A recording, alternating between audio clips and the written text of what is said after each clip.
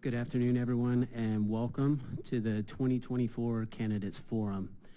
Can I please get everyone to please stand, and we're going to do the Pledge of Allegiance. Please place your right hand over your heart. And I pledge allegiance to the flag of the United States of America and to the republic for which it stands, one nation, under God, indivisible, with liberty and justice for all. All right, thank you all. You can have your seats. My name is Michael, and I am the chair of the Chamber and the owner of Grocery Outlet. The Chamber has a tradition of providing this forum to learn about the candidates' view on business, community, and working with the Chamber. The Chamber does not endorse any candidates and is proud to provide equal opportunity to all candidates. The candidates have been given the questions after they arrived tonight, actually 15 minutes ago, but we're not allowed to use electronic devices to look up answers or information. Out of respect for each candidate and those in attendance, please honor the following rules during the taping of tonight's candidate forum. Silence all cell phones and other electronic devices. No signs allowed during the taping. No clapping during the taping. No remarks, shouting, whistling, or other intentional noises during the taping. Thank you for your attention. The forum timer will be Susan Castellanos, board member representing Los Caballeros Sports Village, and tonight's forum moderator, Debbie Killey, the Fountain Valley Chamber chair-elect from Republic Services.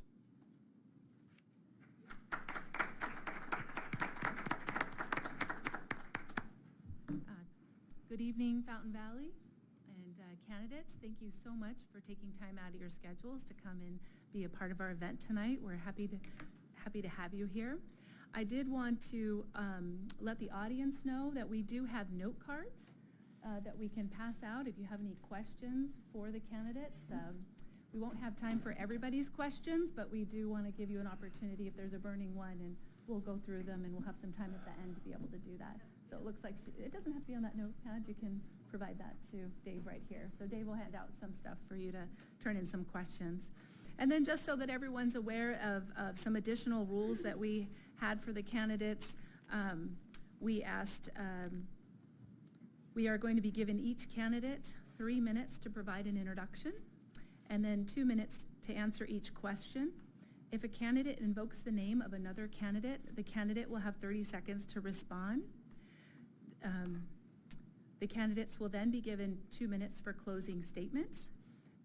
And the audience is allowed to write the questions on the note cards, as I said, and you can hand to the Chamber board member, Dave, and he will hand them to me, and we'll ask those questions time permitting. All right.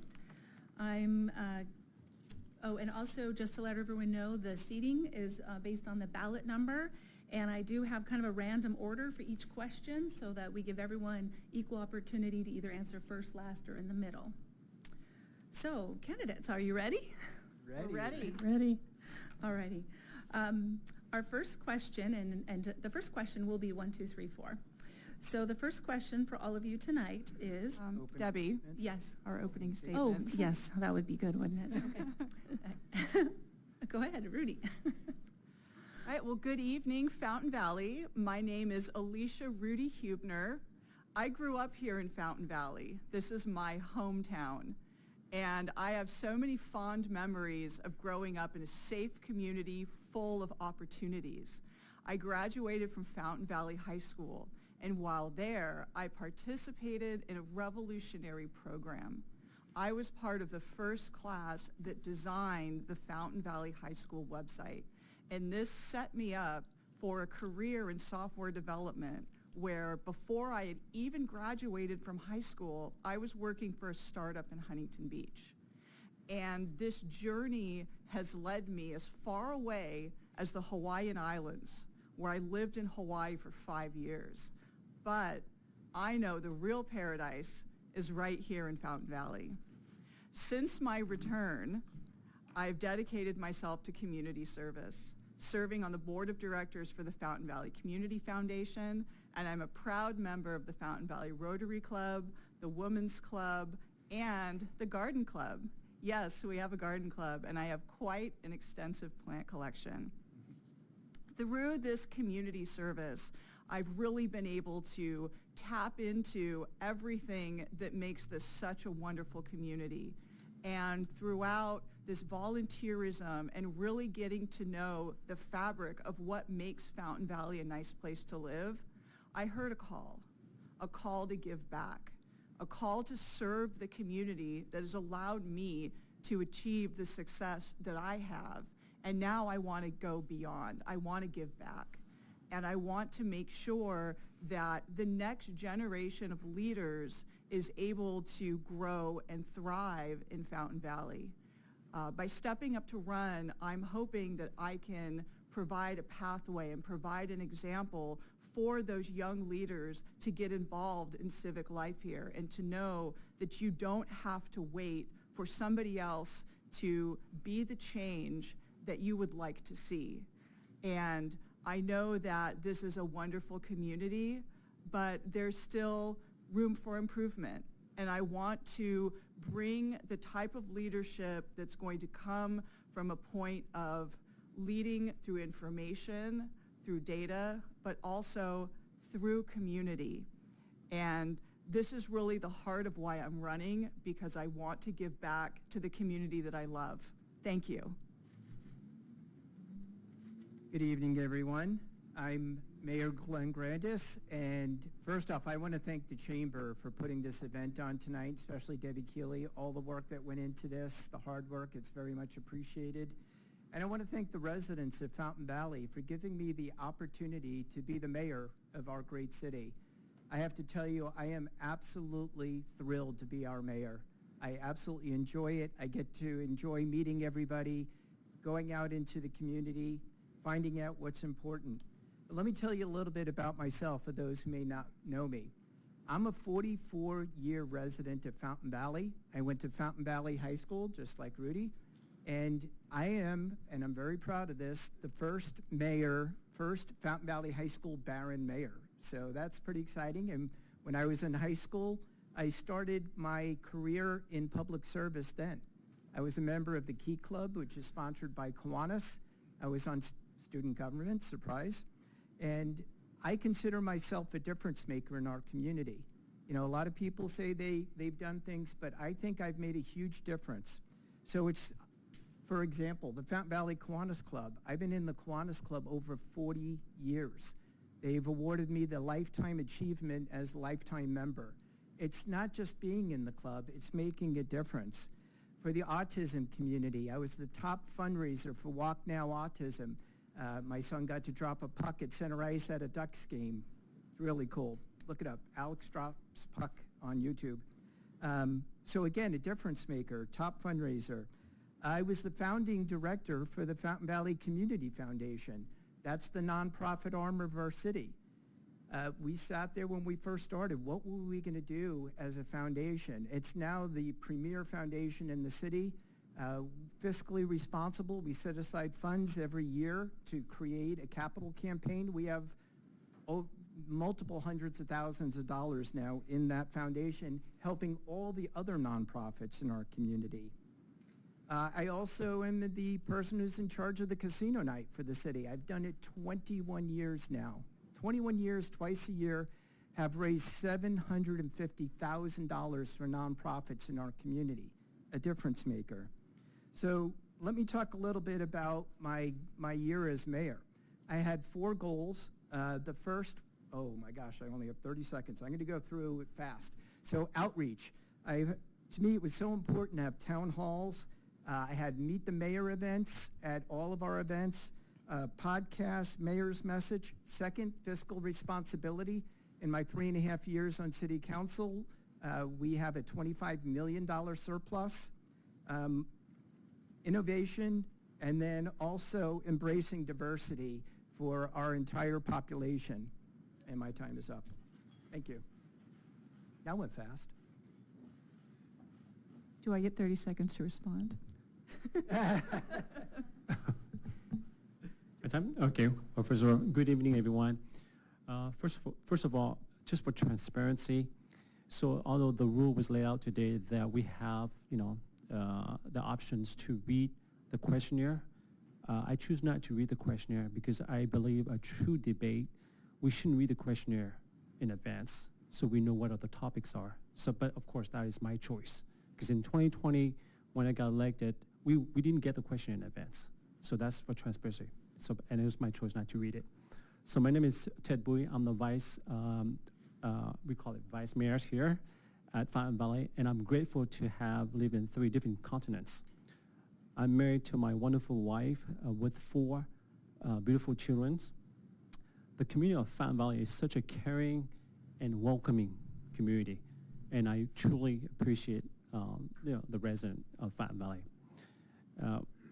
Leaving different continents and living here in Fountain Valley, we have chosen to come to Fountain Valley because of its educations here in Fountain Valley. Probably have one of the best education in Orange County. And I want to thank you to the effort being led by our superintendent, Dr. Catherine Staub, the Fountain Valley School District, the teachers, and its staff for making Fountain Valley one of the best education in Orange County. Raising your kid, education is so important. So it is truly the American dream to be able to live in a place where you can call home. Being as your elected official in the last 4 years, my guiding principle as your elected officials are lower taxes that may impact our residents, oppose defunding the police, support first responder that is necessary, that they have the necessary resources so they can do their job, and enhance senior assistant program. Once again, I want to thank you, the Chamber of Commerce, for organizing this event, and all the staff that are, put the work behind the scene. It takes a lot to organize this. And I want to thank you, Debbie, for stepping up, and I'm sure it was not an easy task for you. Once again, thank you.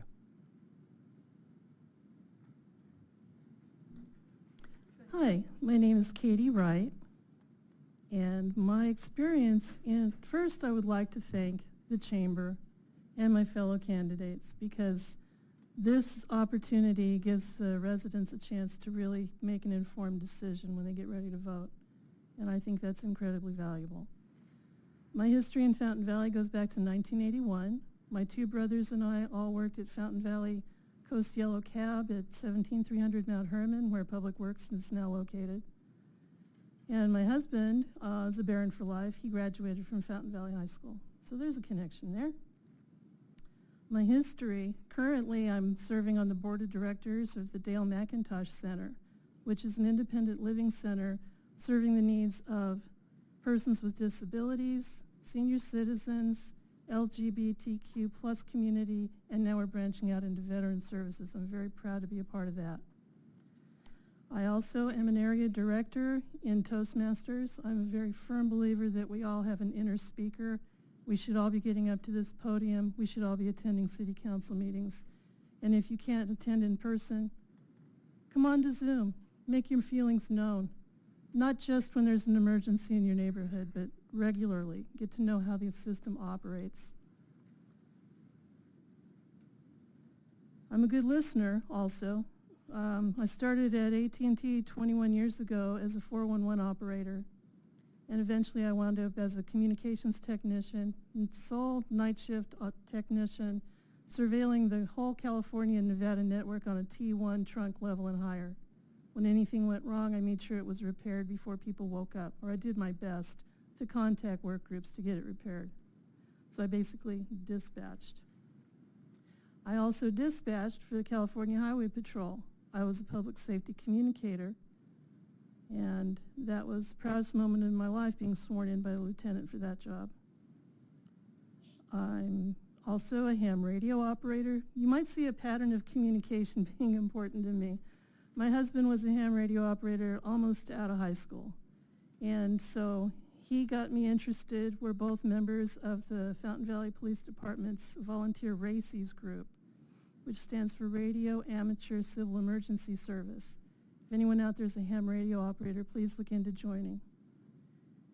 And I've been driving huge vehicles with passenger endorsements ever since 1978. I drove a school bus, and it's 75 passenger, 35-foot Crown Coach diesel, double clutch. It was quite an adventure, and I've driven big things since. That's all I have to say. Thank you. Great, thank you. We're so lucky to have so many people who care about the community running for council. So now I'll start the questions. Again, 1 through 4. The first question is, what expertise do you bring as a potential council member to facilitate business development and build relationships with the business community? So the expertise that I would bring is based on my history of being a business owner myself. When I lived in Hawaii, I ran a small business, and I know how difficult it can be to get started, to pull all of the permits, to make sure that you have everything you need to be set up for success when you open a business in a new city. And I know that small businesses are really the cornerstone of our community. They're really what makes Fountain Valley special. So I want to make sure that we are providing all of the services we need to these businesses, because their struggle was my struggle. And I don't want them to have to struggle in the same way that I did. And I would focus on ways that we can improve the experience for our new businesses and for our current business owners, to see how can we use technology to make their lives easier? How can we use technology to make it easier to do business in Fountain Valley? Additionally, as a member of the Rotary Club, we get an opportunity to invite our local business leaders into our Rotary Club meetings. And so that's a great way to build relationships with business leaders in the community. And it's a great way to welcome new businesses into the community. If they come and they speak to the Rotary Club, they can let us know, hey, we're opening, we're here, come support us, and we can provide that support. And so I'm committed to building these bridges to make sure that we have a strong business community here in Fountain Valley. Thank you, Ms. Huebner. Mr. Grandis, same question. Would you like me to read it again? No, that's okay. I think I got it. So first off, I think that my expertise is my education and my business experience. So I have a business degree. I also have an advanced degree. I have an MBA. I've owned several businesses. I've owned very successful businesses. Back in 1990, I owned a business which was number 28 on the Inc. 500, Grandis Distribution Corp. Google it, you can find it. And I think that's the kind of business that acumen you want as somebody on your council. I think it's important that you have the understanding of what's important to the businesses. I have outside the box thinking. So, even the city is kind of run like a business in many ways. And one of the things that I was able to do is get a $5 million grant from our federal government for our new fire station. And that's something that I saw the opportunity. I went with staff, got together. I flew to DC on my own, met with our congressperson, and was able to get $5 million for the city. Think about how much tax revenue that offsets by being able to do that. I also have a great partnership with the Chamber. I meet with businesses all the time, and for me, I want to do what's important to make sure that they're successful. And I think being a business owner, I own several businesses today even, and also I sell cybersecurity software to state and local governments throughout the West.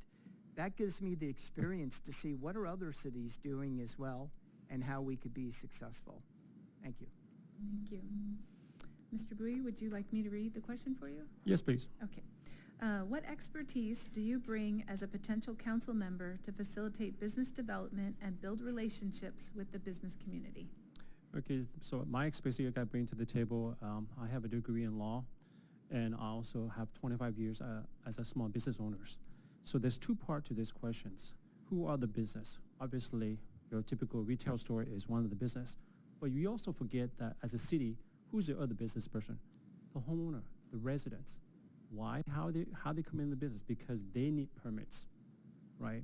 Not only the homeowners, but not only the retail, but the homeowners too. So you, as a city council, you have to think of the policy moving forward. Not are you helping the business owners, but you also have to help the resident that's struggling, whether they are doing any home improvement and they have such a hard time going through the permitting process. So that's the resident side. Find a way to facilitate, streamline any permitting that make easy to a resident. Now, to the business owners, my expertise is, like I said, 25 years in that. I have 30 employees at one point in time, and we write in the front of the check, not the back. We sign the front check. So it gets very difficult. So having said that, any business that comes into Fountain Valley, we have to make sure that we, for every regulations that we put in place, because whether we are regulated by the state mandate, we should cut back 5 regulations. So it's easier for the small business owners to operate. For example, during the pandemic time, there was a lot of restaurant owners that were struggling. You know, they couldn't do a business indoors. So what we have, we use the rules of the Orange County food safety that will allow outside dining. So through our body of a council, among all of us, we agreed to have outdoor dining. So we came with a policy that will allow outdoor permitting, and that helped a lot of business owners to survive through the pandemic. That's an example of helping business owners. Great, thank you. Mrs. Wright, would you like me to read the question again? Sure. Okay. What expertise do you bring as a potential council member to facilitate business development and build relationships with the business community? Well, part of this, I've written a little small newspaper column back in the day, and it was called From My Taxi from when I was a cab driver, and it was the Garden Grove Journal, and it was a little business journal. So I kind of had a finger on the pulse of the actual people who actually frequent businesses, and I've had this understanding for a long time. Also, I am a chamber member, and I have a real big understanding of what it takes to actually run a brick and mortar business these days. I couldn't do it.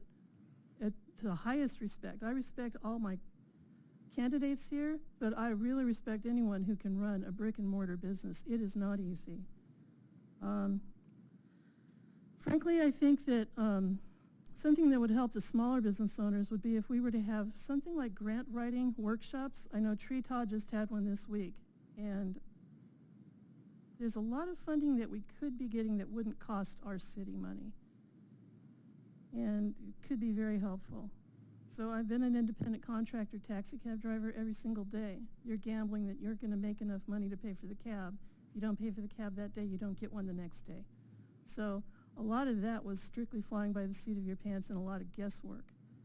So in addition to the standard machinery of the actual chamber, the government, everything that has to run according to set rules, I think we need to also maintain an idea of thinking differently, and I think we need to listen to the residents more, because a lot of decisions are being made that a lot of residents are not happy with, and we don't have the old-fashioned newspapers anymore. We don't have that ability to share the background of these decisions on someone's doorstep at 5 in the morning. I think there's a communication gap. That's what I would do, is try and help bridge the gap. Thank you. Thank you. For the next question, I'm going to tell you the order before I read the question. So it'll be Mr. Bowie, Mr. Grandis, Mrs. Wright, and Miss Huebner, sorry. Second question. So, Mr. Bowie, list the 3 most important issues that you feel are most impactful to businesses in the city. Okay, list three what, I'm sorry? the most important issues that you feel are the most impactful to businesses in the city. Okay, so the first one is as if we want to welcome new business owners, the permitting process must be streamlined. The reason for that is because at the end of the day, if it takes 3-4 months, let's say, or 6 months to get a CUP, which is a conditional use permit, that business owners still have to pay rent to the landlord. So if that process takes too long, it could be cost prohibitive to come into Fountain Valley. They might want to choose a different city to do where the processing is much faster. The second will be able to promote businesses, welcome, whether the social media or this or word of mouth or gathering or events, or have more events to let people know that, hey, we have a new business in the city. Please go check them out. And the third is, if, of course, we have to have a consensus through the council and under staff recommendation as well, is to have a program that could help retaining business that are currently operating and they're struggling. So what way can we help them to retain them? We don't want to lose any business. At the same time, we want to gain new business. Those are my three. Great. You're good. Thank you. Mr. Grandis, do you want me to read the question? Sure. Okay. List the 3 most important issues that you feel are most impactful to businesses in the city. Well, I think the most impactful thing for the business is to make sure the city is fiscally stable. They want to have a business in a city that is thriving. They don't want to have a business where the roads aren't good or there's issues with logistics in the city. So it has to be some place where if the city is strong and the city is healthy and the residents are doing well, that's where they want to go. And again, during my tenure on the city council, we've had a $25 million surplus during that time. So the city's fiscally very strong. The second area is the area of public safety. They want to be in a neighborhood and in a city that is protective. We have a big homelessness issue going on right now. I put on a homelessness town hall so that we can address it head on and find out, what are the wants of our businesses and as well as the residents. And then the third is having a robust chamber. So one thing I've done and I've worked very hard on this year is to make sure to support the chamber.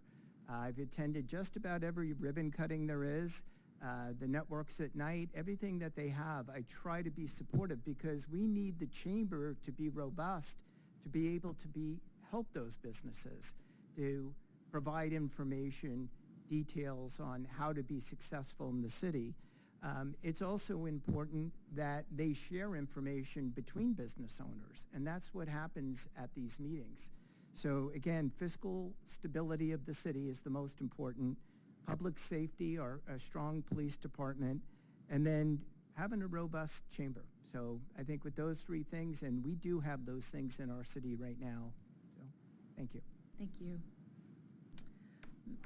Mrs. Wright, same question. List the 3 most important issues that you feel are most impactful to businesses in the city. Okay, I would say probably the most impactful to a business would be crime. We're not a huge hotbed of crime. We have a very good police department. We have very good public safety here. But it's still an issue. And some of this is encroaching to us from a national and state level. My view is that Prop 36 might actually, I believe it's Prop 36, might actually help reverse some of the problem that people can't just go doing smash and grab and run and smash and grab and run. So crime is one problem. Traffic patterns are a problem. Our roads are phenomenal. Our road crews are great. But traffic patterns, sometimes some of our better, more popular centers are hard to get into and out of. I'm a very careful, very safe driver. It comes from lots of years of being a commercial driver. I avoid things. I'll go a mile around making right turns to not make a left. There are a couple of centers in our town that people on social media are saying, well, I can't shop there anymore. I can't get in and out anymore. That parking lot's bad. I don't know what the solution is for certain parking lots, but that is a problem for businesses. We need to acknowledge that. And then, in my opinion, there's too many similar businesses too close together. I think some of the people are complaining, and of course people can say, well, we want a Lucille's barbecue where the soup plantation was, or whatever people want. You have a wish list, that's fine. The truth is the people that own the property are the ones that make the decisions. But this is where one gets creative. There are various conferences that council members go to. I believe the ICSC is one that they've gone to in the past to try and generate and bring new businesses in. That could be great. A little bit of creative thinking, and if the citizens would come in and make their opinions known, their desires known, I'm sure that would be helpful. Thank you. Thank you. Mrs. Huebner, I'll read it for you.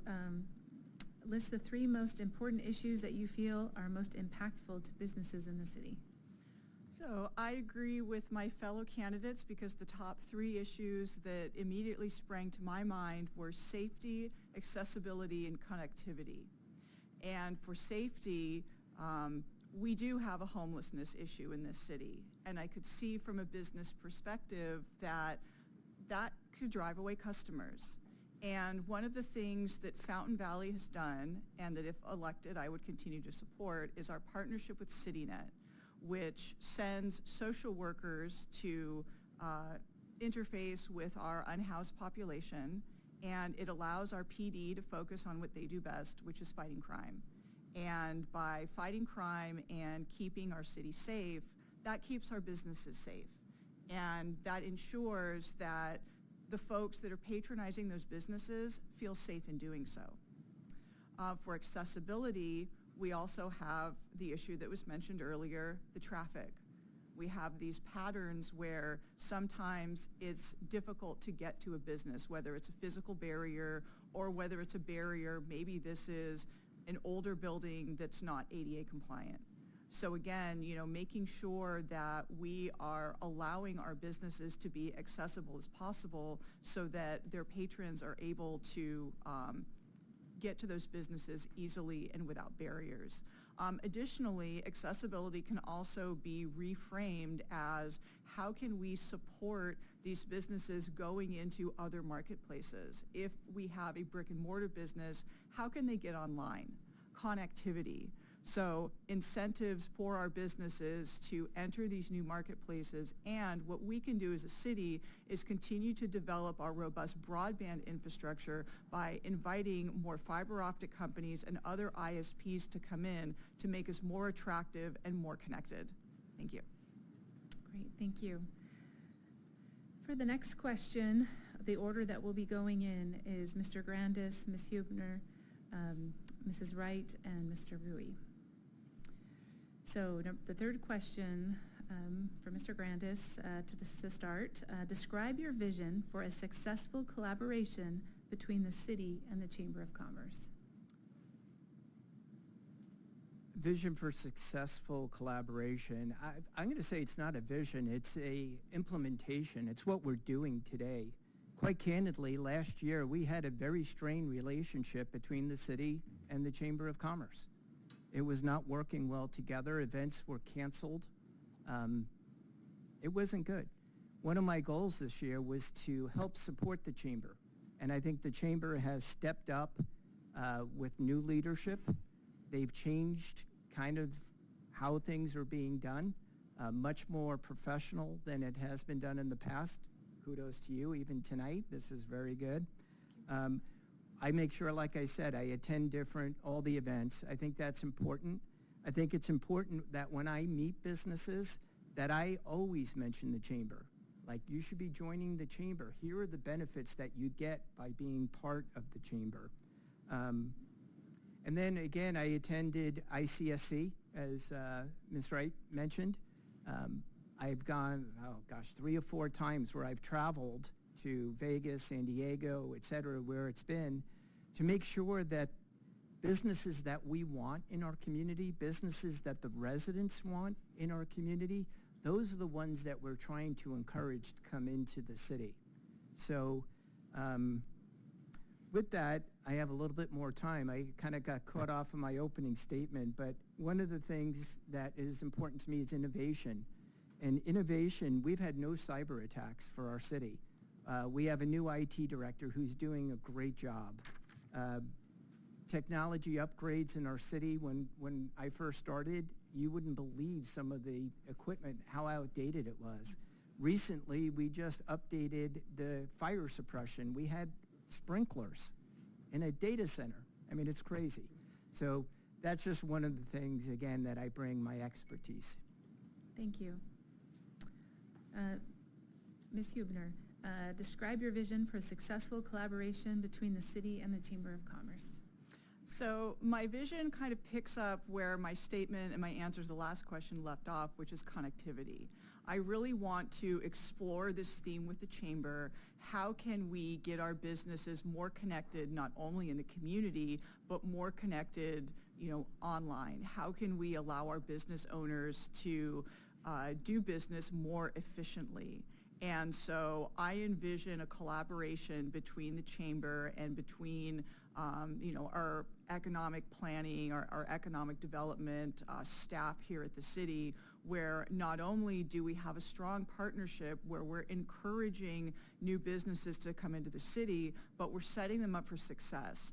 And we're connecting them not only in the online realm, we're connecting them not only through social media to promote them, but we're also welcoming them into the community to make sure that when a new business comes in, everybody knows about it. We want to make sure that they have that strong support network. And so I would really like to pursue this theme of connection and how we can really develop a strong partnership that's going to make us attractive to new businesses coming in, but is also going to uplift our current businesses because we're going to be upgrading our platforms and bringing in new forms of technology and connectivity that'll allow everyone to find success. Okay, thank you. Order. So, Ms. Wright, describe your vision for a successful collaboration between the city and the Chamber of Commerce. Okay, one way that I think could help would be situations where a whole neighborhood really does not want a certain business to come in. And a decision gets made that that business will be coming in. We saw that this last year. And there have been ways where companies will try and mitigate and deal with the customer, the local residents, the neighbors, to try and minimize their impact with mixed results. The city, I'm not sure how the city and the Chamber of Commerce can work together on that, except possibly to act as liaison with the residents. And sometimes a decision is made that no one's going to be happy with, and sometimes there's a legitimate reason for that decision. This is going to happen. I can't promise I can keep that from happening. None of us can. But the idea of keeping a good communication liaison with the residents is very important. It's vital to me. You'll see every now and then a whole neighborhood will feel disenfranchised and come in here, and they'll come up to the podium. And this is how people often learn how to use the podium. And in my opinion, there must be something we can do to communicate better. Sometimes the business we need the business, we need the tax revenue, decisions are made. But I really think that we should have regular sessions between the city staff, such as the strategic planning session we have today. Twice a year, all the city heads and the council members, they meet, and it's a public meeting. I was there. I think there were a total of possibly 4 people there that were members of the public.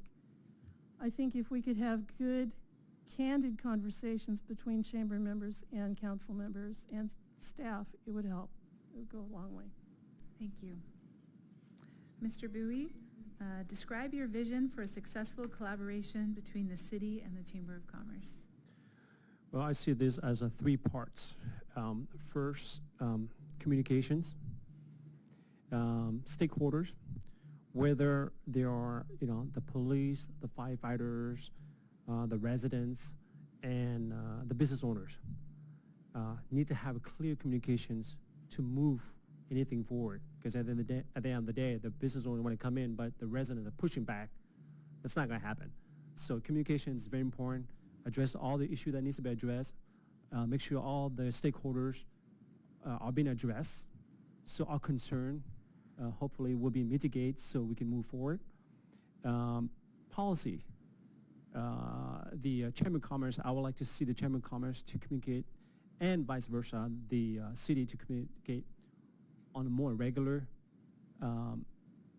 basis, whether it's monthly, weekly, or at least take part of the 6-month program or a year ahead, so the Chamber of Commerce could see the visions of the city policy-wise, so they can inform the business owners, hey, this is going to be tough. These are the policy that we see or we hear, or it's in the debate that's coming out in the pipeline. That makes your type of business, whatever that is, it's going to be challenging.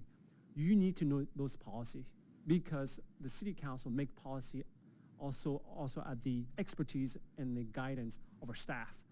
Okay, these are the new law that's coming out. These other cities are implementing this. This is what we're going to be rolling out. You need to be engaged more, so that way you can be more informed and have the right tools for you to communicate with the business owners and your audience, which is our residents. Very crucial part. That's my answer. Thank you. Thank you. The next question, we'll start with Mrs. Wright, then Mr. Bowie, Miss Huebner, and Mr. Grandis. So the next question is number 4. What out-of-the-box incentives would you propose to attract new business to the city, and what industry should the economic development team pursue to bring into the city?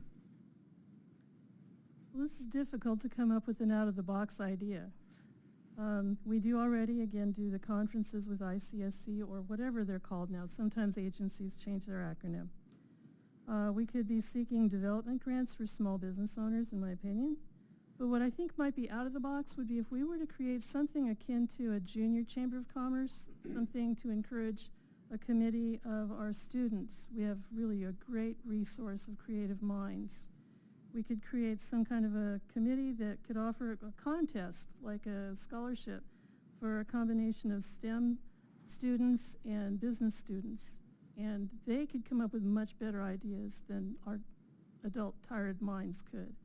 And we could encourage them with something along the lines of scholarships, or if someone is more prone to trade school, maybe a big, huge, beautiful rolling tool chest full of nice new tools. We're not all college degree material. What I would say, attracting new business to the city, and what industry should the team pursue? It's a pretty loud, resounding opinion of the public. No hotels, please. We don't want hotels here. Unless you can make it work, trying to jam a hotel in where it doesn't belong. I know it's a good chunk of money, but if it doesn't belong, it's not part of our Fountain Valley way. We really need to revisit that development focus. And to beat a dead horse, I've spoken on this twice from that podium, we need to go ahead and increase the tot tax. It is a simple thing that the residents can vote on in an election. That's the only way it would be approved, would be by the electorate voting for it. It's an automatic tax that is not paid by the residents. It would be paid by the guests of the hotel. That's my opinion on that. Thank you. Mr. Bowie, I'll read it for you. It's a big question. What out-of-the-box incentives would you propose to attract new businesses to the city, and what industry should the economic development team pursue to bring into the city? Great questions. Well, obviously, there's going to be some trial and error. What I mean by this is, for example, incentive for the business. Can we have loans? What most business need? Loans, right? But at the same time, we have to look at the risk of that. So the city attorney would have to look at what are the risk factors if the city would offer loan to businesses. With today's current market, the interest rate is so outrageously high that most business don't want to take on a loan because the interest is too high. Now, you're asking, the second question is, what industry should we invite, right? At the end of the day, I think industry will come in based on the policy of the city. If the city of policy or lean in certain type of business, then they will flock in. Just like in any other cities that, or state, as a matter of fact, that have less regulations, more tax incentive. We don't need to ask them to come. They will automatically come in. So policy is going to be the driving force for any industry to come in. Now, what industry do we want to come in? That will be the communications with our stakeholders. Who are they? Our residents. They will say, I don't want that business in our yard, in our city. That or those are the ones who's going to be driving us as a council to decide whether we'll pass that business or not. So the resident is the driving force behind what type industry should come in, but the policy that will come based on our policy. Great. Thank you. Thank you. Ms. Huebner, do you want me to read the question? Sure. It's a big one. What out-of-the-box incentives would you propose to attract new business to the city, and what industry should the economic development team pursue to bring into the city? So in terms of out of the box, it's kind of standard that cities can offer business development grants to allow new businesses to come in, because of course, starting a business is very expensive. But to my earlier point, if we have a robust infrastructure in the city, if we have technology in place that makes it easier for somebody to open a business here, I think that that will make us a very attractive city to do business in. And in terms of attracting industries, we have some, pretty big players in, the new frontiers of tech and automotive with Kingston Technologies and Hyundai. And I think that there's definitely an opportunity, having these two big players in our city already, why can't we attract other players in the software industry, in big tech, in AI? Because this is really a new frontier that's developing, and there's a lot of money, there could be a lot of revenue, a lot of jobs that this industry is going to bring in. And so I think that it's a very lucrative opportunity for the city and for the chamber to pursue. How do we get these businesses that are going to be developing the technology of tomorrow to be developing that technology here in the city of Fountain Valley? Thank you. Good. Mr. Grandis, same question. What out-of-the-box incentives would you propose to attract new business to the city, and what industry should the economic development team pursue to bring into the city? Well, first, let's talk about the incentives. So let's just look at the history of Fountain Valley. Two of our most successful businesses in the city are Costco and Mike Thompson RV.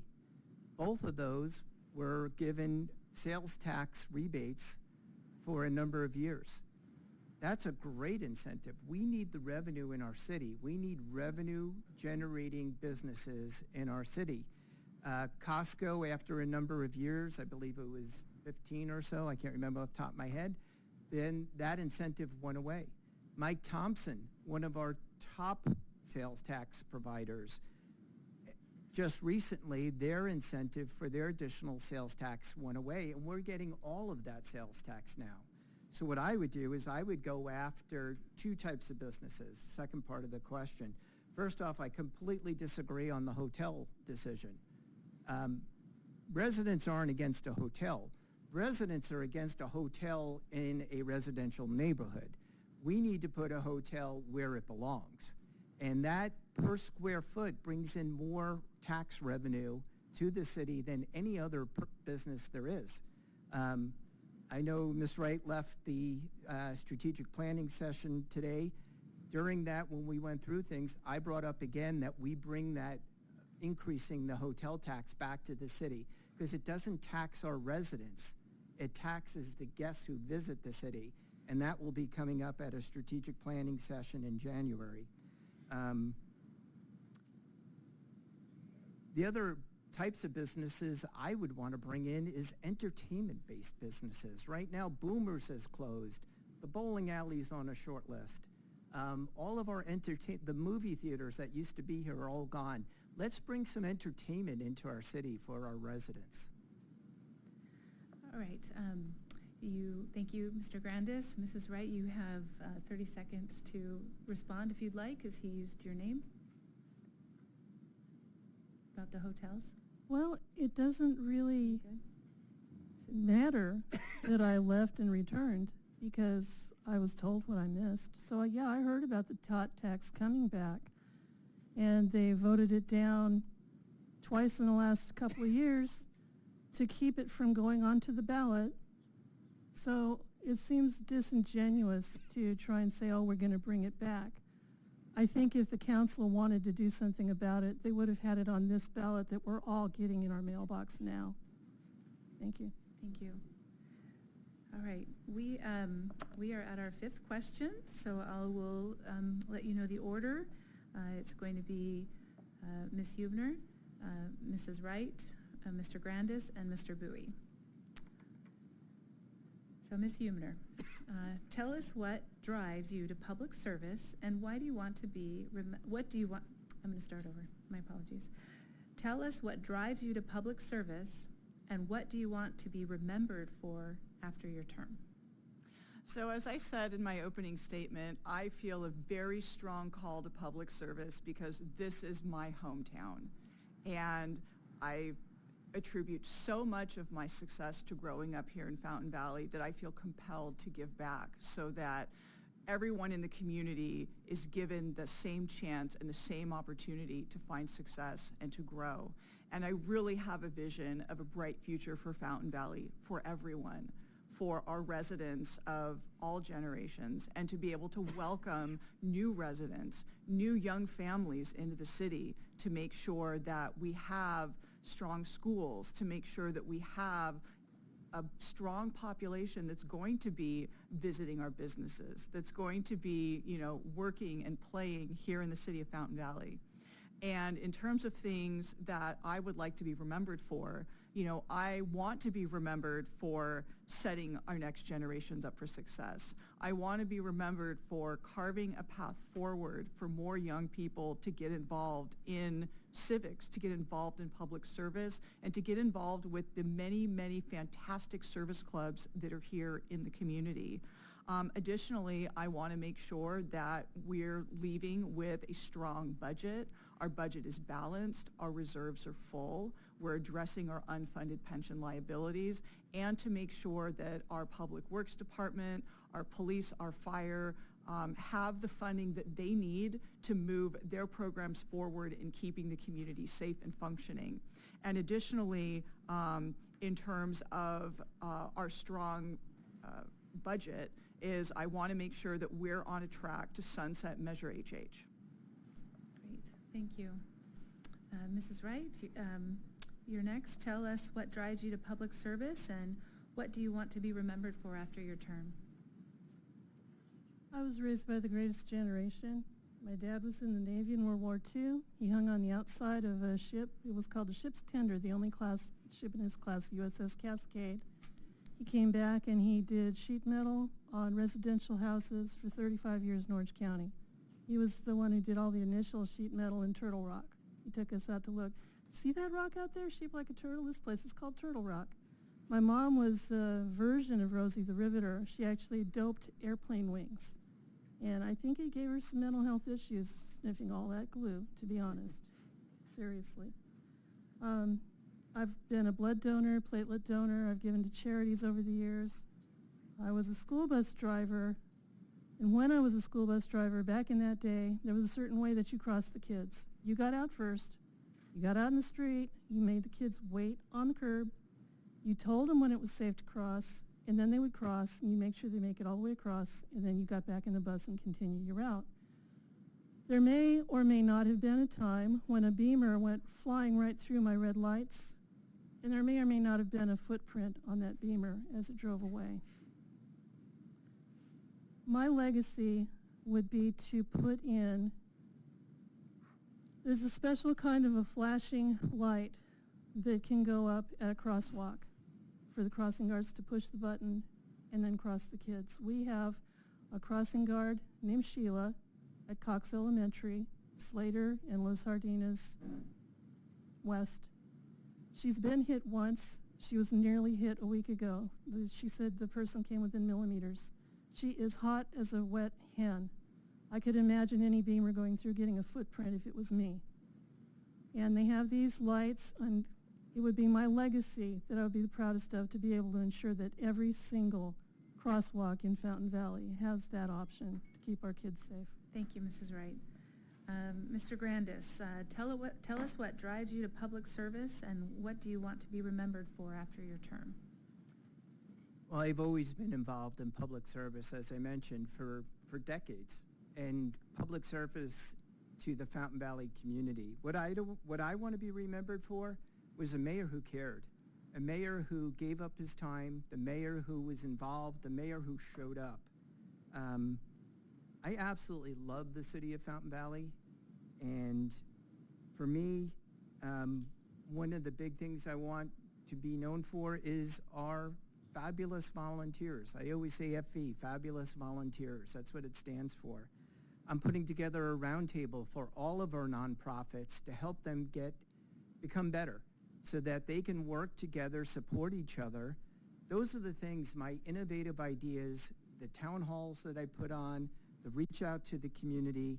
I believe that I'm making a difference in our community, and that's truly what I hope to be remembered for. In terms of our city, I think we're at a much better place now than when I took over. Fiscally, we're way better shape. We've replenished all of our reserve funds, so that rainy day fund for the future. We've been making $3 million a year extra payments to our unfunded pension liabilities. I want to hand it off to the next generation of young adults in much better shape than where we found it. And I think to this point, I think I've done that. I think I've done a really good job in putting the community first. I have absolutely no plans for higher office. When I did my swearing-in ceremony, I said, I love Fountain Valley to the detriment of the cities around us. My cousin who lives in HB wanted to know what I meant by that, but the truth is, I love Fountain Valley, and that's what I want to be remembered for. Thank you. Thank you, Mr. Grandis. Mr. Bowie, tell us what drives you to public service, and what do you want to be remembered for after your term?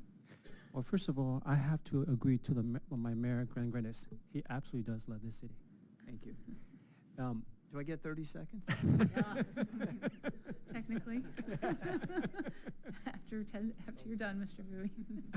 I'm sorry, you got me laughing. So I lost my thought. Can you I'm mind? glad we're laughing, because it's been very serious. I'm sorry, can Ready? you do the question again? I lost Sure, my no thought. problem. Here we After go. everything. Tell us what drives you to public service, and what do you want to be remembered for after your term?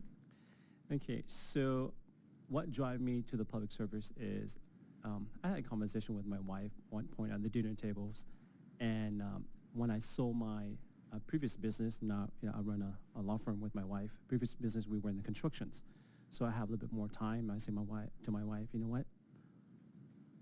The United States has been great for us, and the people of Fountain Valley are wonderful people.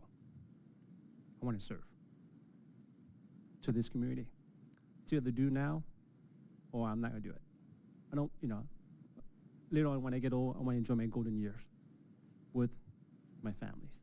So either serve now or never. So she agreed that, of course, doing this, you got to have your spouse support, because it takes a lot of time to serve the community. So she agreed, so that's why I decided to serve.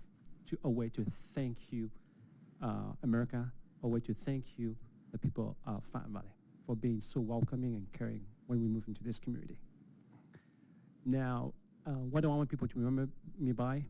It's actually, I don't want them to remember me individually as a body, a council, because it takes all of us to move the city forward. It's not about me. So I prefer people remember, for people, if they do come and say, thank you for making policy that's easy for us. That's all I want, just a thank you. But to remember is the year of the council. It takes all of us up here to make things happen, to make the city move forward. Just a simple thank you, that's all. All right, thank Thank you. Thank you. Mr. Bowie. And technically, Mr. Grandis, you have 30 seconds. Oh, no, we were having You fun. won. That's okay. Thank you, though. We do have fun up here on Yeah, council. no, you do. Well, that concludes the 5 questions. So do any of you need any water? I was just going to, We're good. you're Still good, good. you're My last good? one. All Last right, one. if you give me Still just good. a minute and I'll, So here are all the questions. I've read them all. I'm going to have our chairman of the board of the chamber pick 3 of them at random.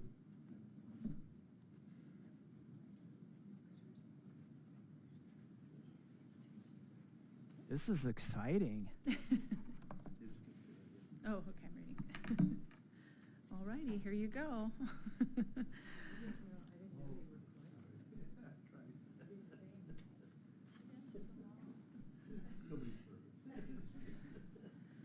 All right. This question is for everyone. And we can start the first order that we were in. Ms. Huebner, describe your vision for the future of Fountain Valley.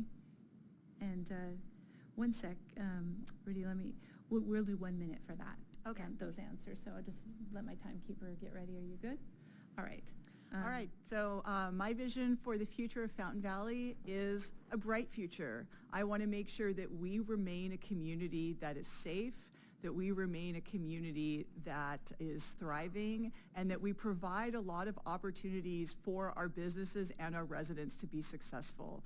I want to make sure that we are connected and that we are making policy decisions that are going to benefit both our residents and our businesses and keep our city in compliance with whatever state mandates come. And I think that by using our ingenuity and working together, whatever problems we face, we can overcome those through the strength of communication with our residents, with our city staff, and with our business community. Thank you. Mr. Grandis, describe your vision for the future of Fountain Valley. Well, my vision isn't just for the future, it's for today as well. I want everyone to live their best life in the city of Fountain Valley. And I think that the way that we do that for the future, again, is making sure that the decisions we do today, that's for the next 50 years. We've got to look at it, not just the impact for today, but the impact for the future as well. That's why I'm so proud that when I took over, when I was elected, our reserve accounts were down to next to nothing. We've replenished every reserve account up to 100%, not just me, all of council and all of staff. Staff deserves the most credit for that. So I want the future of Fountain Valley to be where people want to come live. I always say that I want everybody who lives, works, and plays in Fountain Valley to feel welcome, safe, and included. I say it every time. And I want that for the future as well. Thank you. Mr. Bowie, describe your vision for the future of Fountain Valley. Well, the future of Fountain Valley, which is I indicated earlier, is to continue what we have been doing. What I've been doing is to make sure that the taxes are lower for our residents. Continue to support our first responders and our police. You don't have a great or a nice place to live if you lose the safety aspect, or at least feel safe, right? So to me, I will continue support that. And I would like to see in the future is if we can explore a way to bring revenue to the city without impacting our resident. That's what I like to see the future of the city moving forward. Sustainability is very important, and part of that is thinking outside the box, how to generate revenue without impacting our resident. That is a very challenging one. Thank you. Mrs. Wright, describe your vision for the future of Fountain Valley. Well, my vision plays off of the fact that we do have fabulous volunteers in this town. And it's my opinion, sometimes I'll be watching a city council meeting where there'll be a huge crowd. It might be that some people are getting recognition, baseball teams, sporting teams. frustrating to me because I really want everyone to start paying attention to what's going on here. To me, the future is in the hands of our kids. We need to encourage them to volunteer in a different way maybe than to just join a foundation and get a shirt and show up when they're told to and wave a flag or whatever. We need to encourage innovative volunteerism. And to me, I would love to see, and I know this isn't going to happen, but I would love to see when we have a large crowd of kids here with their parents, Boy Scouts, Girl Scouts, athletes, that we let them wait till the end of the meeting, that they watch the meeting, that they watch the sausage being made. That's my vision, is that they want to. Thank you. Thank you. The next question is directed at Mr. Bowie. So it says, you mentioned multiple times that permit process needs to be streamlined. And it says, what have you done in the last 4 years to streamline the processes for businesses and residents? Wow, that's a great question. Thank you for that questions.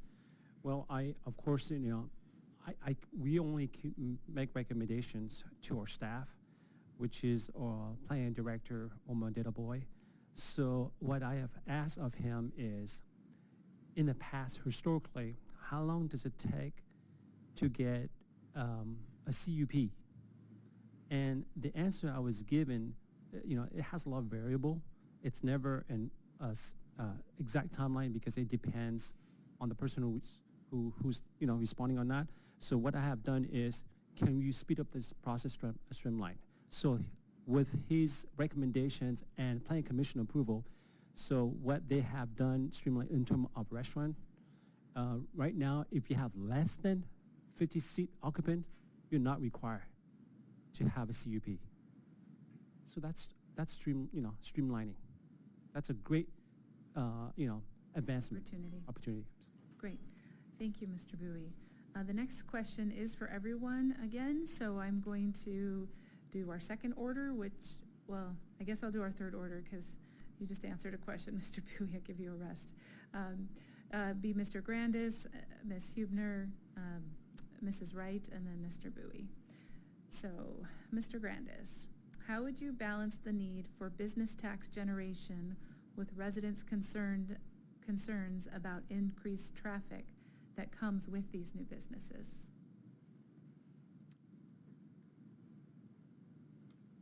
Well, what we need to do is we need to look for the types of businesses that are least impactful to the community that bring in the most sales tax. Actually, a hotel, for example, has the least traffic impact of any kind of business. When you have a hotel, typically people come in at night and they leave in the morning. They're not there all day. They're not coming and going. So that's definitely one business that brings in a lot of revenue without a impact to the residents in terms of traffic. I would say that's the end. That's definitely a good way to go for our city. Great, thank you. Ms. Huebner, oh goodness, Rudy. I have a hard last name and I feel badly, I'm so sorry. It's okay, Rudy's fine, we're all friends. How would you balance the need for business tax generation with residents' concerns about increased traffic that comes with those new businesses? So again, this is where I would really want to encourage residents to come to something like a study session, come to a planning commission meeting. I want to hear directly from the residents to make sure that their concerns are being met. Additionally, I'm going to speak about something off topic, and that's housing. If we are strategic about how we develop our housing, one of the key indicators for reducing traffic is if people can live closer to where they work, traffic goes down. And so traffic is a multifaceted issue. It's not just businesses that are causing it. And so I think if we approach this, as a whole, if we look at the community at large and we really find some strategic ways that are going to preserve our way of life, but also allow our folks that are working in the city to live a little bit closer, that's also going to help reduce the traffic in the city. Thank you. Mrs. Wright, how would you balance the need for business tax generation with residents' concerns about increased traffic that come with those new businesses? Well, just to make it a simple case, business tax generation, we have the group homes, we have the long-term care, the drug rehab and whatnot. Those are a business that generates taxes, and it causes parking nightmares, it causes traffic tie-ups in neighborhoods, along with behavioral issues and crime, theoretically. This is for the ones that are not operating ethically. The ethical ones, no one in the neighborhood has a beef with them because they're exemplary neighbors. But when you have the ones that we really need to crack down on code enforcement and fine them and basically make them understand, don't get comfortable trying to set up camp here in Fountain Valley. These houses are selling way above market to consortiums that are, putting in businesses in neighborhoods. To balance that, I would just plain crack down on the laws we already have in place. Thank you. Thank you. Mr. Bowie, would you like me to read it again? Yes, please. Okay. How would you balance the need for business tax generation with residents concerned about increased traffic that comes with those new businesses? That's a great question. Mm-hmm. First of all, location is going to be a big factor. Whatever that business is, right? That create tax generations. So locations, I would have to say, will be the key part that will play in that type of setting. Location, I'll give an example. If you have a business that is in a corridor that currently right now has 3 lanes, and you go open another business is going to create more traffic. So we have to look at, is it an option to create a 4th lane? I'm talking about, for example, around Mile Square Park. If there's any business that goes in, let's take out the parking, eliminate that, so that will create more of a traffic flow. That's one way of solving that problem. That will be some, location is going to be big factors for any business. We have to study that well. Great. Thank you. Right, that is going to conclude that part of our session with the questions. Great questions. Thank you all for participating and bringing those to us. We're going to do our closing statements, so we're going to start from 4 to 1. It's 2 minutes, and I'll just wait and make sure Susan's ready. She's good. Are you ready, Mrs. Wright? I'm ready. You're ready. I'm okay. ready. I could say things that politicians typically say, talking about, I promise to do this and that. The truth is, police, fire, seniors, and recreation are the keystones of any city, and we're never going to jeopardize those. They're always going to be a high focus. Those were part of what caused Measure HH to pass. That was voted in by the citizens of Fountain Valley. We want police, fire, we want seniors and recreation center cared for, enough to pay an extra tax for it, which sunsets down the line. For someone to say, oh, I believe in public safety, well, duh, if you didn't, you would not get elected here in Fountain Valley. That's one of our #1 key concerns. We have phenomenal police and fire. I'll stand up and salute them every day of the year. The voters support them. No politician has to be told to do that. They would be political suicide not to. So when you hear someone, in my opinion, when you hear a politician, and this is anywhere, this is all the way up to federal, spouting rhetoric about, oh, we're going to protect our police and our fire, you damn well better, pardon me, I'm sorry, that was a bad word, you jolly well better, because we're all counting on it, and we're all voting extra to pay extra to have it. We want to protect our protectors. They're our heroes. We're never going to turn our back on our heroes. Thank you. Mr. Bowie? Oh, I'm sorry. Well, serving my constituent for the past 4 years has been a truly rewarding experience. And I'm immensely grateful for the trust and support you have shown me through this journey. It has been an honor and privilege to be your elected official. I'm proud of what we have accomplished together, and I'm endorsed by Senator Janet Nguyen, Councilmember Patrick Harper, Councilmember Jim Canine, the Fountain Valley Police Associations, Fountain Valley Firefighter, the Board of Trustee, President Sandra Crandall, Board of Trustee Dennis Cole, and I look forward to continuing our partnership and striving for the even greater process in the years ahead. So I'm asking for your vote this November 5th. I want to thank you, the Chamber of Commerce, and those involved in the preparing tonight's candidates forums. For those who are present in the City Chamber and watching from home, may God bless you. May God bless Fountain Valley. And may God bless the United States of America. Good night. Well, I want to thank the Chamber again for putting this on tonight. I think it's pretty clear to the residents that there's a choice of who you want for City Council. I think the theme I've given tonight is how much I love this community and how much I've given back. There was a post on social media recently where somebody said something, well, don't they just attend the meetings? My wife saw that and she went through the calendar and she wrote down all the meetings I attended over the last 9 months, and there was 247 of them. I serve on 12 different boards of directors. I'm making a difference in the community. I'm also endorsed by the police the police officers and the firefighters. In 2020, I was the only one endorsed by them, which is very unusual.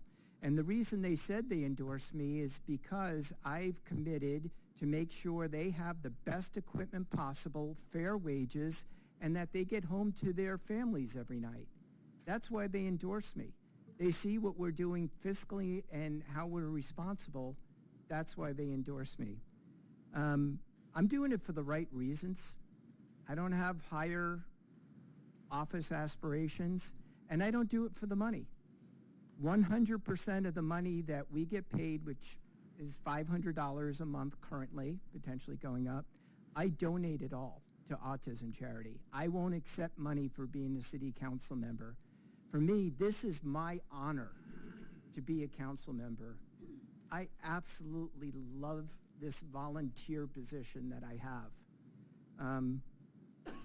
I ask for your vote. If you want more information on me, votegrandis.com is my website. Take a look at that. And again, please, I ask for your vote, and I will commit to you to be as active and work as hard as I do currently. Thank you very much. And like many have said here tonight, a resounding thank you to the Chamber for organizing this event. Thank you so much for my fellow candidates for this wonderful discussion. And most of all, thank you to the audience, both you here in the room and the audience online, for tuning in and taking time out of your evening to spend it with us to learn about where we stand on the issues. It's really important to me that I am a representative for everyone here in Fountain Valley. So it is very, very top of mind that your concerns are my concerns, and I want to make sure that those are addressed. And in addition, you know, as a public servant, I agree with our mayor. This is a position that I want to step into because I love this community and I want to serve. And I'm not doing this for any sort of enrichment. It came in front of council to increase the stipend, and that's something that I am against. And if elected, like our mayor, I will also donate my portion to the charity of my choice. Because again, I think that really speaks to character, that you care, and that I love Fountain Valley so much that I want to dedicate, you know, my time and my talent to giving back to this community. And it's really, really important to me because this is my hometown. And I feel that deep connection. And I want to make sure that we are leaving a lasting legacy for the next generation so that Fountain Valley continues to be that nice place to live and continues to be that fantastic place to volunteer, to raise a family, to work, to play, to shop. And so again, my name is Alicia Rudy Huebner. I hope that I have earned your vote tonight. And if I have not, please visit my website, rudyhuebner.com, where you can reach out to me directly, and I look forward to hearing from you. Thank you. Great. Thank you. Can we have a round of applause for these guys? It's hard to be up there. So I'm going to turn it over to Mike, our president of the chamber, just for some closing remarks, and thank you again. Wow. Such an amazing job. I mean, I really feel like you guys love the city. And I do want to thank you guys. It takes a lot of courage to be up on this stand, and we've got some other city council members in the room. You know, there's a lot of integrity. Your character's in question. But I feel really good about the future of Fountain Valley here. I want to just say thank you one more time to the candidates, and I also want to thank Debbie, Susan, Dave, John, anybody that was involved in putting all this together. We really appreciate it. Thank you one more time, please.